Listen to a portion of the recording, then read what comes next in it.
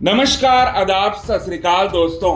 Big boss 18 के घर के अंदर एक बार फिर सलमान ने की दिग्विजय सिंह राठी के साथ सबसे बड़ी नाइंसाफी।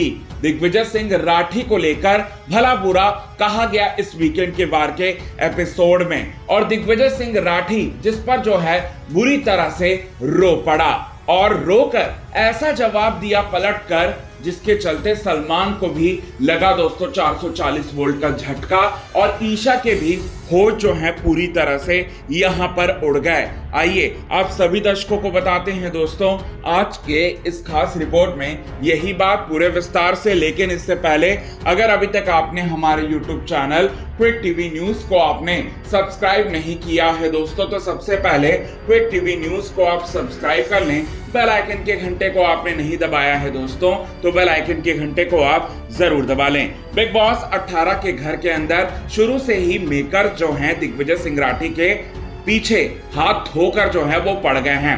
अब सलमान खान ने भी इसी बहती हुई गंगा में हाथ धोया, और सलमान खान ने क्या कहा, दिग्विजय तुम स्क्रीन पर चोमू दिखाई देते हो। दिग्विजय तुम स्क्रीन पर ऐसे लगते हो जैसे तुम्हारा कोई वजूद ही नहीं है, तुम्हारा कोई वजूद ही नहीं है। पहली बात तो तुम स्क्रीन पर ज्यादा दिखाई नहीं दे रहे, लेकिन और जितना भी टाइम तुम दिख रहे हो उसमें तुम्हारा कोई पॉइंट होता ही नहीं है, और तुम इधर उधर भटकते फिरते रहते हो, तुम भटकती आत्मा बन चुके हो बिग बॉस 18 के घर के अंदर। ये बात सलमान खान ने कहा। अब आपको बताना चाहते हैं दोस्तों, इस पर दिग्विजय सिंह राठी बुरी तरह से रो पड़ता है।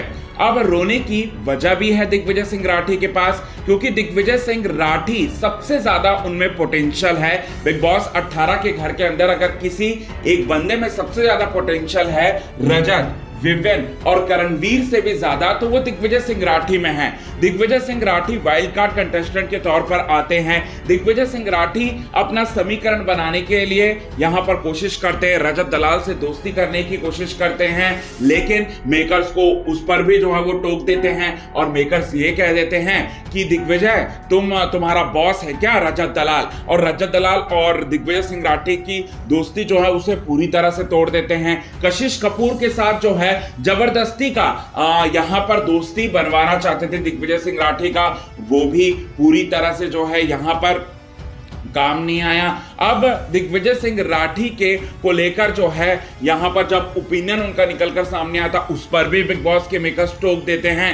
तो यहां पर दिग्विजय सिंह राठी ने जिसके बाद करणवीर मेहरा से दोस्ती करनी चाहिए उस पर भी बिग बॉस के मेकर्स ने उन्हें टोक दिया। तो ये सारी चीजें जो हैं दिग्विजय सिंह राठी को अब समझ में आने लगा, और सलमान खान ने जो बात बोली है कि तुम्हारा वजूद नहीं दिखाई देता, तो वजूद दिखाई नहीं देता इसके पीछे तो मेकर्स का ही ना हाथ है, और वो ये सब सोचकर समझकर जो है काफी ज्यादा फूट फूट कर रो पड़ते हैं। अब उनके आंसू निकलने की दो वजह है। एक वजह ये है कि उन्हें बहुत ही बुरा फील हो रहा है बिग बॉस 18 में आकर, और दूसरी चीज ये कि वो मतलब बिग बॉस जो है कैसे अपने फेवरेट्स को सपोर्ट करने के चलते उनकी बलि चढ़ा रहे हैं। ये बात दिग्विजय सिंह राठी को अच्छी तरह से समझ में आ रहा है, और इसी वजह से दिग्विजय सिंह राठी पूरी तरह से रो पड़ते हैं, और साथ ही साथ रोते हुए दिग्विजय सिंह राठी ने यहां पर पलट कर जवाब दिया